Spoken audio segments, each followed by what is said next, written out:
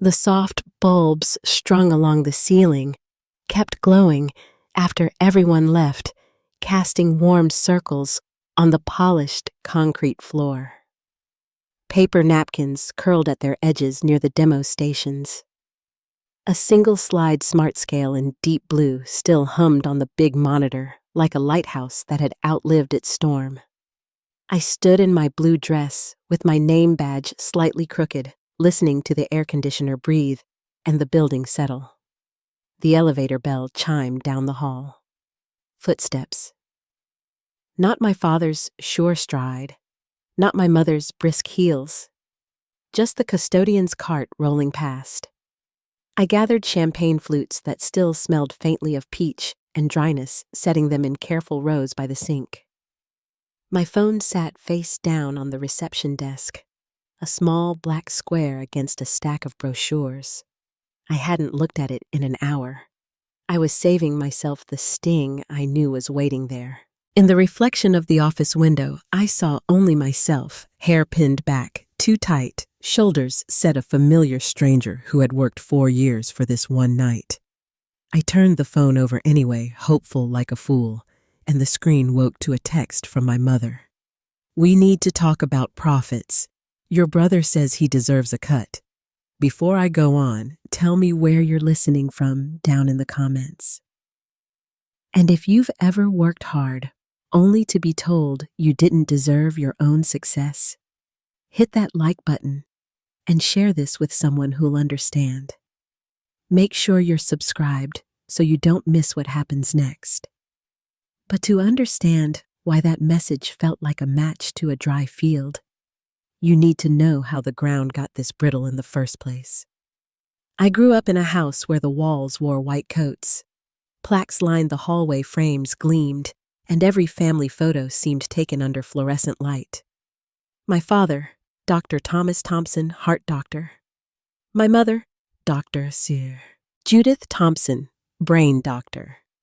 Their names stitched on lab coats, engraved on brass, spoken with respect by nurses and interns who sent holiday cards with neat signatures. Dinner at our oak table was set with roasted salmon, steamed vegetables, and conversations about trials board reviews, hospital committees. It wasn't unloving. It was clinical, like the rhythm of a good machine. Jackson, my brother, moved through that world as if born with a backstage pass. He shadowed in operating rooms before he had a driver's license, framed research before he had a beard. The day my mother made a cake in the shape of the Harvard Medical School building, she laughed when the frosting slid at the corner and said, "Even perfection melts a little." Everyone clapped when Jackson pretended to cut a ribbon made of licorice. I took photos and held the trash bag and told myself it was fine. It was a good day for my brother. Good days for my brother were the weather in our house. I liked machines too, but mine lived in the glow of a laptop. I built little things, school websites, a calendar that actually worked for our debate team, a database for a bakery I loved on the corner by the ferry dock.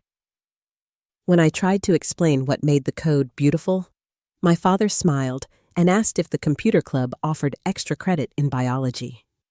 When I won a high school entrepreneurs challenge, they clapped, then turned to Jackson's Johns Hopkins internship as if I had finished my warm-up and now the main event could begin. It would be easy to say they didn't love me. That isn't true. They loved me like a capable niece who might need a ride from the airport. They loved me in case I grew into a story they understood. And I tried to be understandable. I got my business degree, took a corporate job high up in a blue glass building that reflected Puget Sound and the mountains, and pretended the meetings mattered. But at night, after the badge returned to its hook and the elevator sighed, I wrote the bones of the thing that would become Smart Scale. Something small business owners could use without needing a tutorial and a prayer. I lived in a studio apartment near Ballard where the heat pipes ticked like stubborn hearts. My bank account grew by dollars I kept for myself. Like secrets, no cable, no gym, no travel, except the ferry rides I took on Sundays to watch the water slap the pilings. I saved until the number felt like a bridge I could cross without falling through. Then I resigned. The HR woman with careful hair asked if I was sure. I said yes, because you can't tell a stranger that sometimes certainty is just a feeling that sticks around longer than fear. When I told my parents over coffee at their kitchen island maple spotless, the good light pouring across the granite, my mother rubbed a thumb over a water ring and said, "Hospital administration is stable, honey." My father talked about benefits. Jackson called my choice brave, the way a person calls a neighbor's dog brave when it jumps a fence. Then he started describing his new surgical suite. So, I built. I painted a former gallery with my own hands, choosing a pale blue that looked like sky on a good day. We moved and borrowed plants and second-hand chairs that didn't wobble if you sat in them gently. I printed invitations for the grand opening on good cardstock and sealed each envelope by hand. I sent one to every family member with a photo strip tucked inside my sketch of the first wireframe, Maria's first day, a snapshot of the bookstore owner smiling in front of her dashboard. I called my parents and left a message for Jackson Saturday from 4 to 8. "Come see the thing I made. Come see me." He called back 2 days later. "We just closed on the lake place," he said, bright as sunshine. "Housewarming is Saturday afternoon. Could you move yours?" The silence in my kitchen felt heavy. The refrigerator hum suddenly loud. I explained deposits and vendors and the way calendars work. He said Sunday didn't work for Mom or Dad. Dad's got a golf tournament. Mom's got the benefit brunch. You know how it is. I knew exactly how it was. The week of the opening, the office smelled like fresh paper and coffee. Taylor arranged the storyboards with our clients' metrics hours, saved dollars, found order errors cut in half. Zach tuned the lights so our logo pulsed softly on the brick. Maria caught my eye around noon that day and offered to stay while I went home to change. I told her I was fine. "My family will show early," I said, and the words came out smooth, practiced, and not true. At 4 o'clock, a steady stream of good people walked through the glass door. The owner of the business association, 2 angel investors, 3 other shopkeepers who nodded at our demo screens and then reached for the mouse to try it for themselves.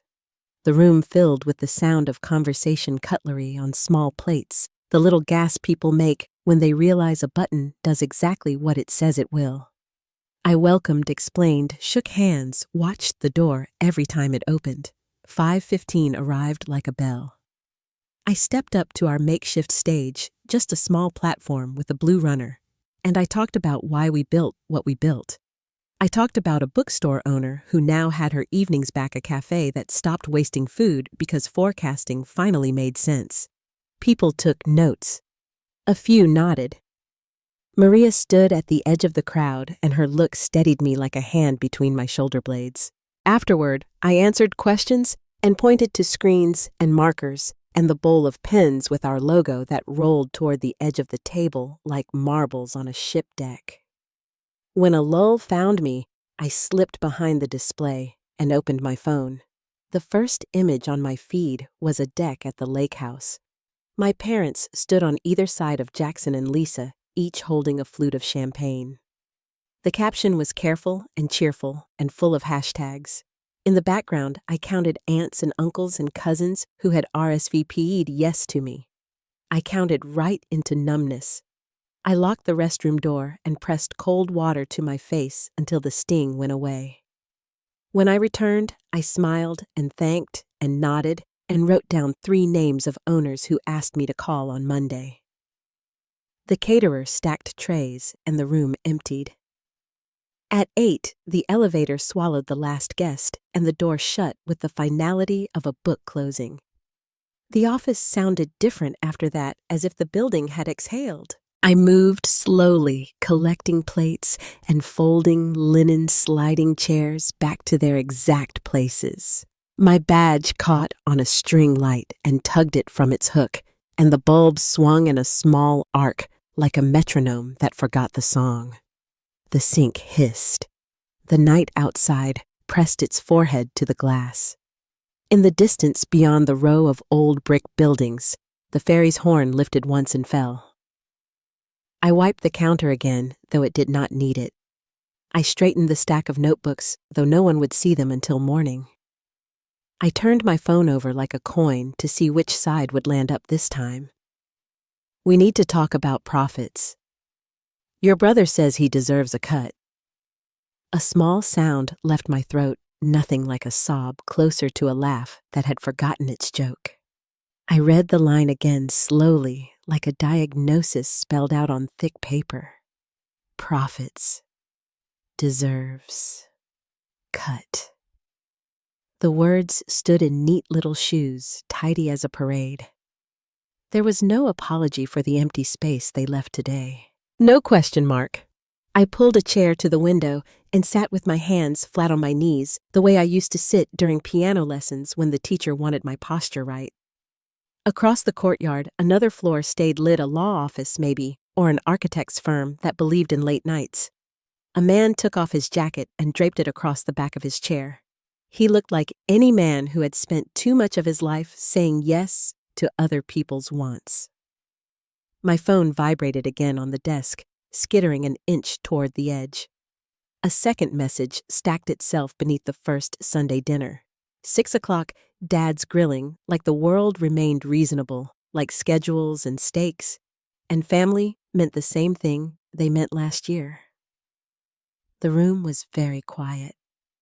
The dress I had chosen to match our brand blue felt suddenly too tight across the ribs. I stood, set my glass in the sink, and turned off the projector. The big screen went dark, and for a heartbeat, the room held nothing but the strings of lights and the hum of the air. Outside, a drizzle whispered across the windows, as if evening had decided on rain after all. Somewhere down the hall, the elevator moved again, cables thrumming under the skin of the building. I picked up my keys. I looked one more time at the text that pretended we were a we. Then I set the phone face down and listened to the quiet, the kind that comes right before a storm breaks, or a person decides not to step out of the way. I drove home that night without turning on the radio. The roads through downtown were empty, slick with rain that blurred every light into a smear of gold. The sound of the wipers and the hum of the tires filled the car. But inside me, it was quieter than I could stand. I kept seeing the text on my phone glowing in the dark passenger seat, like it was waiting for me to answer. We need to talk about profits. Your brother says he deserves a cut. When I reached my apartment, I didn't bother turning on the lights. I kicked off my heels and sat at the edge of the bed, still in my blue dress. The fabric clung to me, wrinkled and heavy from the long day. Outside, a streetlight buzzed faintly, casting thin bars of light across the wall. I thought of the office, how the last string of bulbs had swayed after I pulled my badge free, how the air still smelled of champagne and paint. I had worked 4 years for that moment, and they couldn't give me 4 minutes. I must have sat there for hours, because the next thing I knew, gray light was crawling through the blinds. My phone was full of missed calls, all from the same 3 names, Mom, Dad, and Jackson. Not one of them had left a message. Around 11:30, a new text arrived, cheerful and thoughtless as always. Family dinner tonight at 6. We need to discuss your business situation. Dad's grilling steaks. I stared at it for a long time. It was written like nothing had happened, like I should show up with a bottle of wine and smile through it all. The audacity of it made my pulse tighten. But under the anger was something quieter, a decision that I didn't recognize at first. I was going to go, but not for their discussion. By late afternoon, the rain had cleared, and the air smelled of pine and asphalt. I drove back toward the suburb I had grown up in, passing the same stone gates and manicured lawns that once looked impressive to me. My parents' house sat on the hill, all glass and cedar, with the wide porch my father built one summer before I left for college. Jackson's new SUV was already parked in the circular drive. My mother opened the door before I could knock twice. Her lipstick was perfect, her smile the same one she wore for hospital banquets. "Astrid, there you are?" Everyone's out back. Your father just put the stakes on. She leaned in for her usual cheek kiss, the same motion she made when we used to part after Thanksgiving, as if no space had ever existed between us. Inside the house smelled like rosemary and grilled meat, and for a moment I almost let it fool me into believing we were still a family. I followed her through the hallway lined with framed photos: Jackson at his white coat ceremony, Jackson and Lisa at their wedding, Jackson shaking hands with a hospital director. My own milestones were smaller pictures tucked to the corners of group shots, the kind that could be cropped away without much effort. Out on the patio, my father stood over the grill in his weekend polo. He glanced up briefly. "The businesswoman of the hour," he said, as if I had shown up late to a board meeting. Jackson was reclined on the outdoor sofa, one arm draped around Lisa, both of them holding glasses of wine. "Hey, sis," he called, grinning. "How'd your computer thing go yesterday? Sorry we couldn't make it." The housewarming got wild. I didn't trust myself to answer, so I just nodded. The sky was turning that pale blue you only get before dusk, the lake below the yard, still as glass. My father handed out plates while my mother brought out a tray of appetizers. Conversation floated easily around me. Renovation plans, landscaping estimates, the new sound system for the patio. No one asked about SmartScale. When my mother finally turned to me, it wasn't to apologize. "So, Astrid," she began, smoothing her napkin, "we wanted to talk about your business venture. Jackson has some thoughts about how the family could be involved." Jackson set his fork down and straightened his tone, suddenly professional. "I was thinking about this. You know I've got a lot of experience managing a medical practice. I could consult on the healthcare side of your software, billing, patient scheduling, compliance, all that. In return, I'd take, say, 25% equity, fair share for bringing the Thompson name into new markets." I thought he was joking until I saw my father nod in approval.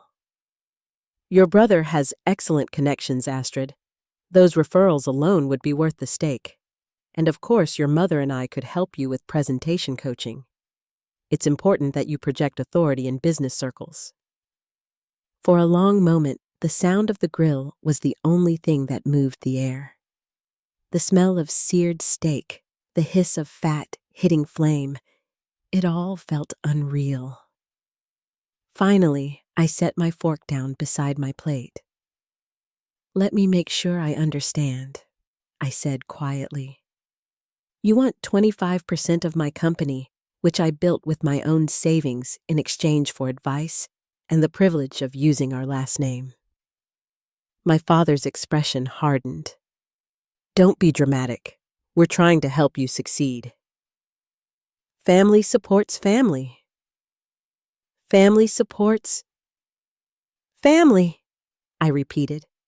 The words tasted like ash. "Is that what you call skipping my grand opening to attend Jackson's housewarming? Is that what you call calling my business a hobby for years?" My mother sighed, that tired tone she used whenever I veered from her expectations.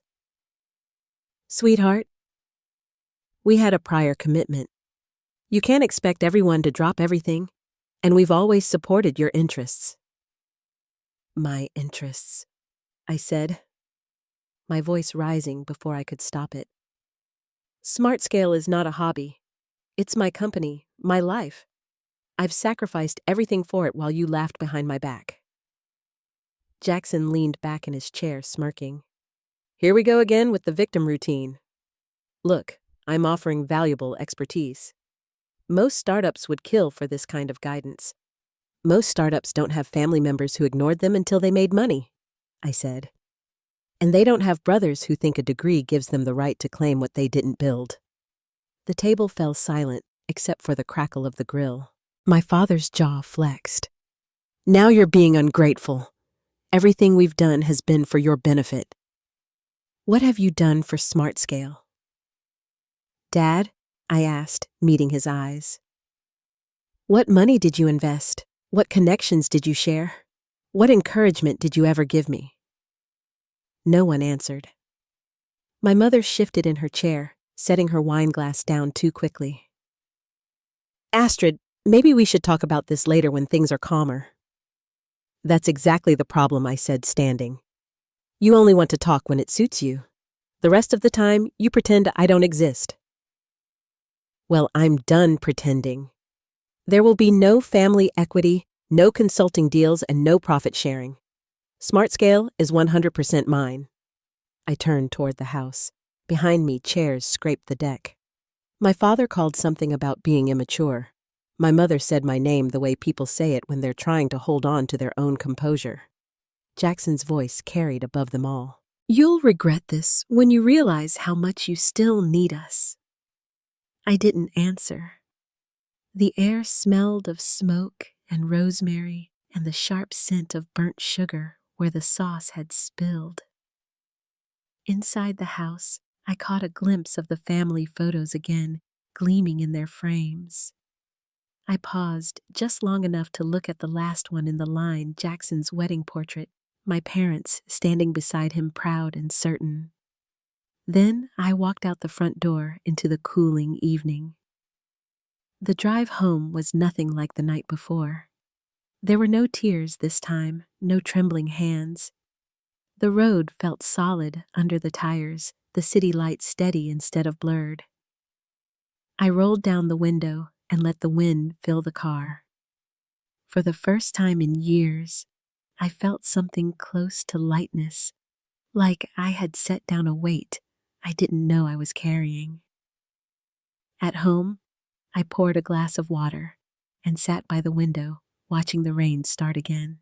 Drops formed trails on the glass, and each one caught the reflection of my apartment's single lamp. I thought of all the nights I had spent working alone, all the times I wondered if I was foolish for believing in something no one else did. But tonight, the silence didn't feel empty. It felt earned. The next few days moved in a blur. Meetings, client calls, early deliveries for the new accounts we'd secured at the launch. I smiled when I had to speak clearly in presentations and slept only when exhaustion took me. But underneath the routine, grief lingered like an echo I couldn't quiet. I caught myself reaching for my phone to share small victories, then remembering there was no one left to call. By Thursday, even coffee had lost its taste. I ate nothing that day except a protein bar I found in my desk. When the doorbell rang that evening, I nearly ignored it. The second ring was sharper. I opened the door to find Maria standing there, her dark hair damp from the drizzle, holding 2 paper bags that smelled like curry and lemongrass. You haven't been yourself, she said, simply, stepping inside. The team's worried. She set the food on my kitchen table, brushing off the rain. I figured it was time for intervention by Thai takeout. Something in her voice cracked through the wall I'd built. As she unpacked the cartons, I told her everything. The empty office, the text, the dinner, every word that had burned on my tongue. She listened without interrupting, her brow furrowed, hands stilling over a box of rice. When I finally stopped talking, she reached across the table and squeezed my hand. Astrid, listen to me, she said quietly. You built something amazing with no help from people who should have been your biggest supporters. That doesn't make you broken. It makes you strong. Her words settled into the room, soft but solid. I hadn't realized how much I needed to hear them. For the first time in days, I could breathe without the tightness in my chest. We're meeting tomorrow, she added, her tone lighter now. The team wants to talk strategy, not business as usual, just moving forward. I think you should be there. After she left, I cleaned up the dishes and stood by the sink, the window open to the night air. Below, the street glistened under the lamps. I felt tired, but not defeated. There was a difference, and I could finally feel it. Somewhere inside, the ache of rejection began to shift into something else, something that looked almost like resolve. And as the city hummed quietly around me, I realized I wasn't alone anymore. The morning light crept across my desk in a thin, gray stripe, catching the edges of half-empty coffee mugs and the notebook scattered with sketches of future updates. I hadn't slept much. But when Maria said the team wanted a meeting, I showed up early anyway, needing to see what I'd built with clearer eyes than I'd had all week. By 8, everyone had arrived. Our small conference room was bright with sunlight and the hum of old radiators. The smell of fresh coffee mixed with the faint scent of paint that still lingered from our last renovation. Maria stood at the whiteboard, arms folded, waiting until the room quieted. Her calm was steadying. "All right," she said. "We know the last few days haven't been easy, but we're not here to talk about that. We're here to talk about what comes next." I sat at the head of the table, unsure what to say. The weight of the family dinner still pressed behind my ribs. But then Zach, usually the quietest, spoke up. "Maria told us what happened," he said softly. "Not everything, just enough. And we wanted you to know, we've all been there in one way or another." Taylor nodded beside him, hands folded neatly on her notebook. "Maybe not with family," she said, "but we all know what it's like to be underestimated until the results speak for themselves." For a moment, no one moved. Then Maria turned the whiteboard around, and at the top in thick black marker were 3 words written in bold strokes. "Operation, prove them wrong."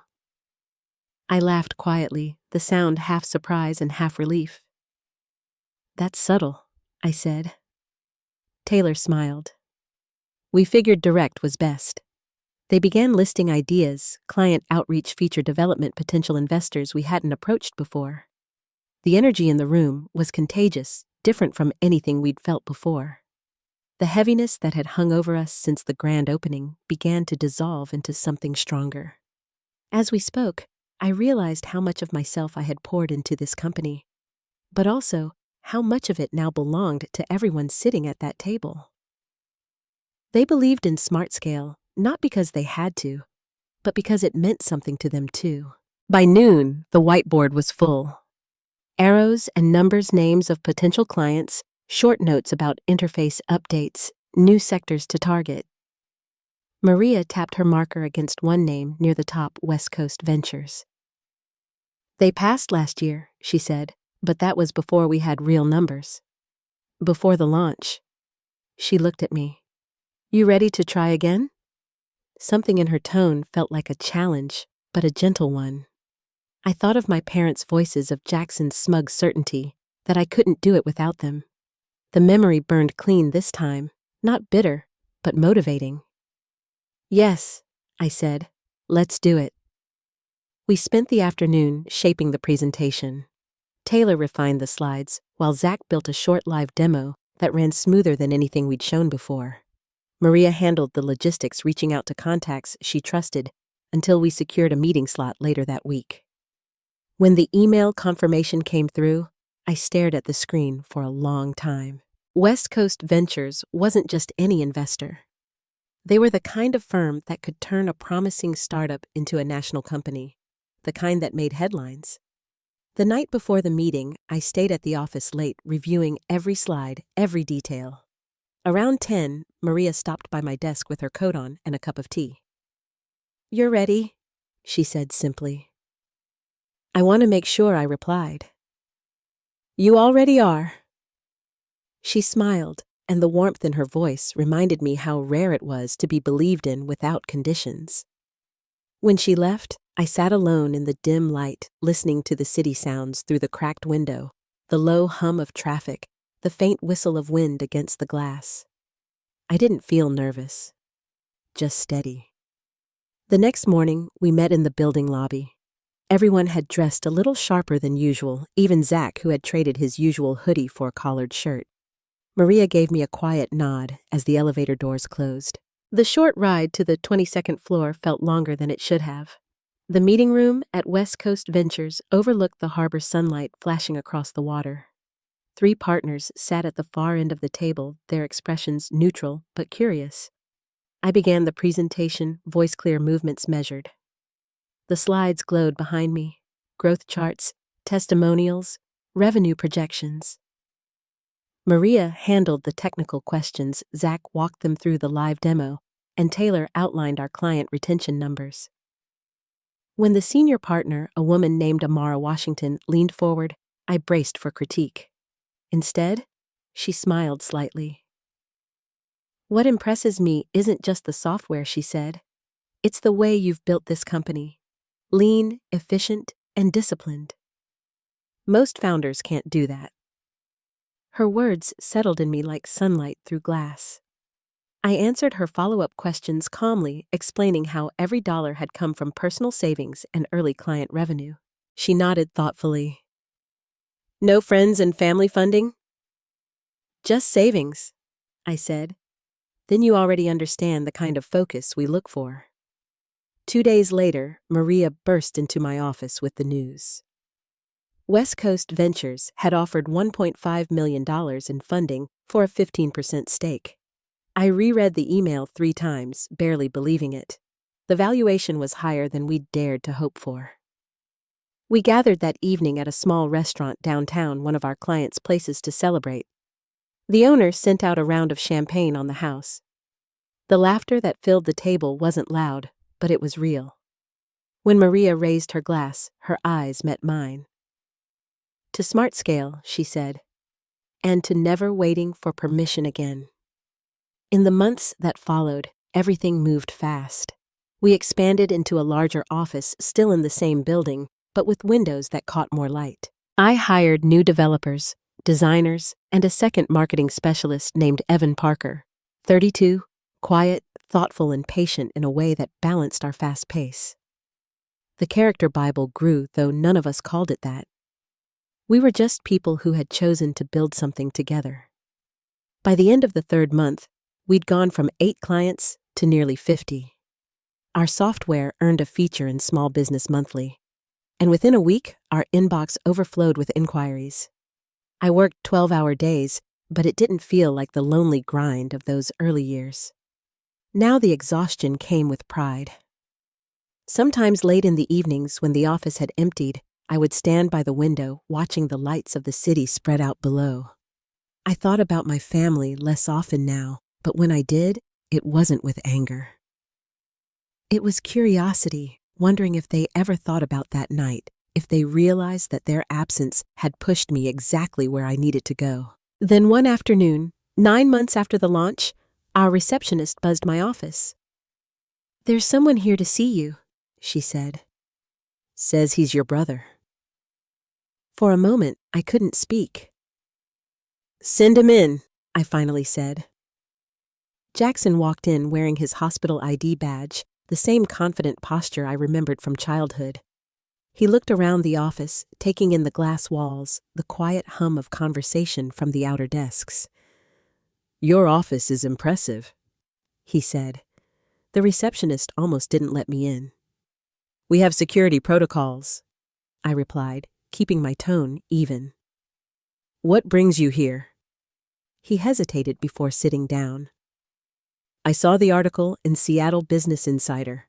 30 employees expansion to Portland and San Francisco. You've done well." "Is that why you're here?" I asked. "To say congratulations." He met my eyes and looked away. "Partly, but also to apologize. We handled things badly." "I handled things badly." The words came haltingly, as if unused to leaving his mouth. "It's not about the articles," I said. "It's about timing. You could have called months ago." "I know," he admitted. "Mom still sets a place for you at Sunday dinners. They miss you." I folded my hands together on the desk. Do they miss me, or do they miss the idea of me? The version that didn't argue. Jackson looked down, then back up, his voice quieter. "I was jealous," he said. "You built something on your own. I just followed the path laid out for me. It was easier to mock you than to admit I admired you." For a long moment, neither of us spoke. The city noise filtered through the glass, faint but steady. Finally, I said, "Your apology is noted, but trust takes time." He nodded slowly. "That's fair." When he left, I sat in the quiet and let the moment settle. There was no triumph in it, no gloating satisfaction, just a calm understanding that I didn't need anything from him anymore. That evening, as the last of the light faded across the skyline, I walked through the office one more time. The rows of desks, the glow of screens, the laughter drifting from the break room, it all felt like proof of something greater than validation. I thought of the team who had stayed when others doubted, of Maria's steady faith, of every small business owner who had trusted us. My family's voices had grown faint in my memory, replaced by the sound of my own confidence taking root. Outside, the air was cool and smelled faintly of rain. The city shimmered below like 1,000 open doors. I stood there for a long while, breathing in the quiet, and realized that what I felt wasn't distance anymore. It was peace beginning to take shape. The following morning began like any other. Sunlight spilled across my desk, painting thin gold lines over the glass table where I kept a small vase of daisies Maria had brought in last week. The office was quieter than usual. Most of the team worked remotely on Fridays, but I had come in early to catch up on reports. The calm should have been comforting, but something in the silence felt new, less like absence and more like peace. West Coast Ventures had finalized our expansion plans, and construction had already started on the Portland branch. I looked at the blueprints spread across my desk, the outlines of rooms that would soon hold teams of people building what once lived only in my head. That thought still stopped me sometimes, the simple, unbelievable fact that this company existed because I refused to quit. I spent the morning reviewing contracts until Maria knocked softly and stepped in. She carried 2 mugs of coffee, handing one to me before sitting across from my desk. "You haven't eaten," she said, glancing at the untouched bagel beside my laptop. "I will, I promised, though we both knew I wouldn't." She smiled and changed the subject. "Portland's ready for your visit next week. The landlord says they'll finish painting by Wednesday." "Good," I said, rubbing a hand across my eyes. "Let's aim for Friday's ribbon cutting." She hesitated for a moment. "You've come a long way, Astrid. I hope you know that." "I do," I said, though the words felt heavier than I expected. Sometimes it just doesn't feel real. Maria studied me for a second, then nodded, as if she understood exactly what I meant. "You earned this," she said simply. Then she stood and walked out, leaving me with the echo of her voice and the faint smell of coffee. That afternoon, Taylor called a short team meeting. Everyone gathered in the lounge area, balancing laptops and cups of tea on their knees. The topic wasn't strategy or budgets. This time, it was celebration. We had reached 200 clients, a milestone none of us had expected so soon.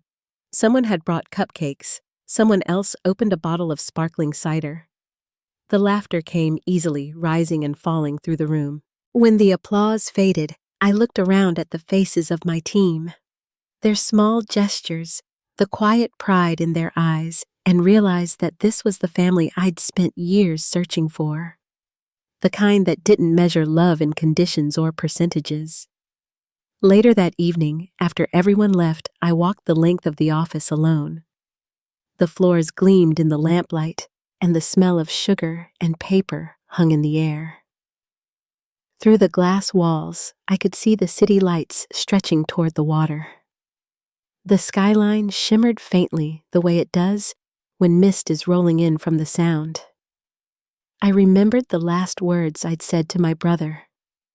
Trust takes time, and wondered if he'd told our parents about our meeting. It had been 3 months since that conversation, and I hadn't heard from them. That used to feel like a wound. Now it just felt quiet. When the phone on my desk buzzed, I almost didn't answer. But the number was familiar, my mother's. I hesitated, then picked up. "Astrid," she said, her tone measured but soft. "It's been a while. I saw the article about your company in the paper."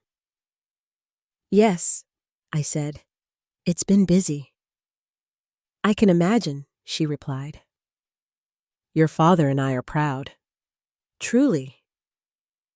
The word hung there between us, fragile as glass. She cleared her throat. "We'd love to see you. Maybe dinner sometime, or coffee if that's easier." I thought of that night on their patio, the smell of smoke, the cold disappointment in my chest, and felt a quiet certainty settle in. "Coffee would be fine," I said. "Somewhere neutral." Her exhale was almost audible. "Of course," she said quickly. "I'll text you a time." We met 2 days later at a small cafe downtown, one with tall windows and warm light that softened everything it touched. My mother arrived early, sitting at a corner table with her hands wrapped around a cup of tea. She looked smaller than I remembered, though maybe that was just the light. "Astrid," she said, standing when she saw me, "you look wonderful." "Thank you," I said, taking the seat across from her. The conversation started with safe topics, weatherwork, her latest hospital project. Every few minutes, she mentioned how nice it was to see me. Then finally, she looked down at her cup and said, "I know we made mistakes. I don't expect you to forget, but I hope you'll let us make it right." I stirred my coffee slowly, watching the steam curl upward. "I appreciate that," I said, "but what happened can't be undone. It can only be understood." She nodded, her eyes damp but steady. "We just want a relationship again, however you want it to look." "I can do that," I said after a moment. "Coffee, calls, but on my terms." She reached across the table, hesitated, then let her hand rest over mine. It wasn't forgiveness, not yet, but it was something. Over the next few months, we found a rhythm: short visits, polite messages, and occasional texts from my father about an article he'd read on startups. They were careful not to overstep. I was careful not to expect more than they could give. It wasn't closeness, but it was calm. And calm was enough. Around that time, I started seeing a therapist named Dr. Evelyn Moore. She was in her late 50s with a voice that carried warmth without pity. Her office smelled faintly of cedar and peppermint tea.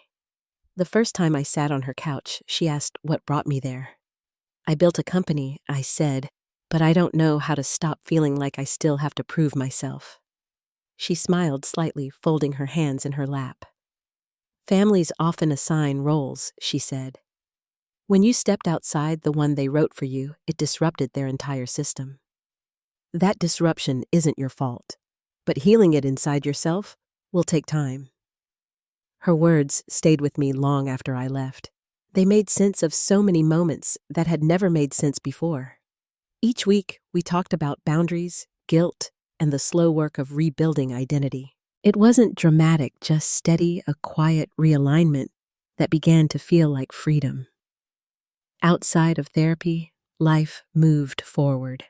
The Portland branch opened to full capacity. Our second office in San Francisco was already under construction. Taylor's marketing campaigns began drawing attention from national publications. The air in the office buzzed with a sense of expansion, of possibility. One afternoon, while reviewing contracts, I received an email from a name I hadn't seen in years. Aunt Claudia, my mother's sister.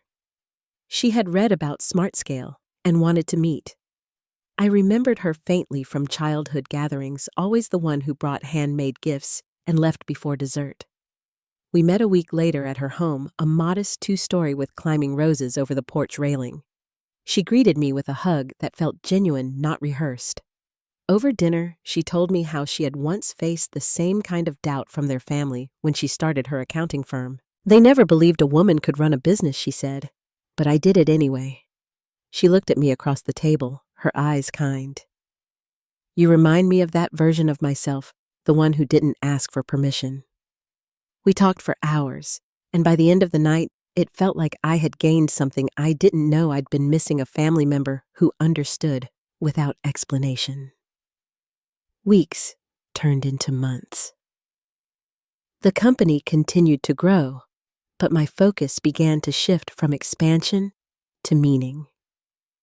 I started thinking about the people we were helping, the small businesses finding their footing, the owners who finally had time to breathe again. The stories reminded me why I'd started all this in the first place. One evening, while sitting in my office long after everyone had gone home, I began writing notes for a new project. A mentorship network for entrepreneurs who came from unsupportive families. I called it the Independent Founders Network. The idea was simple resources, guidance, and emotional support for those who had to build from scratch, just like I had. The next month, we held our first meeting in the conference room after hours. 10 people showed up, each with a story that mirrored parts of my own. As I listened to them talk, I realized this was the most fulfilling thing I had done in years. We weren't just building businesses. We were rebuilding belief in ourselves and in one another. After the meeting, as I turned off the lights, Maria stopped me by the door. "You look happy," she said. "I am," I told her. "For the first time, it doesn't feel like I'm proving something. It just feels right." She smiled. "Then that's how you know it's real." Outside, the evening air was cool and smelled faintly of rain. The streetlights shimmered on the wet pavement, and for the first time in a long while, I felt completely at home in my own life. The path ahead was still uncertain, but it no longer frightened me. Somewhere deep inside, I knew the hardest part was already behind me. The first morning of spring arrived without fanfare, just soft rain tapping against my apartment windows, and the faint smell of earth waking up again. The world felt quieter than it had in a long time, as if everything had paused to let the season start over. I stood by the window with a mug of coffee, watching a pair of crows hop across the railing, their feathers slick with mist. The city was still half asleep. Streetlights blinked against the dim sky, and the sound of tires on wet pavement drifted up from below. I breathed in deeply and exhaled through a slow smile. There was no urgency anymore, no invisible weight pressing behind my ribs. For the first time since SmartScale began, I wasn't chasing anything. I was simply living inside what I had built.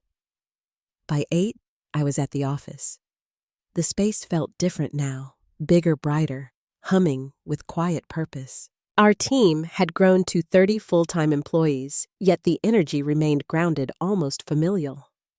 Maria had filled the lobby with small plants from a local nursery.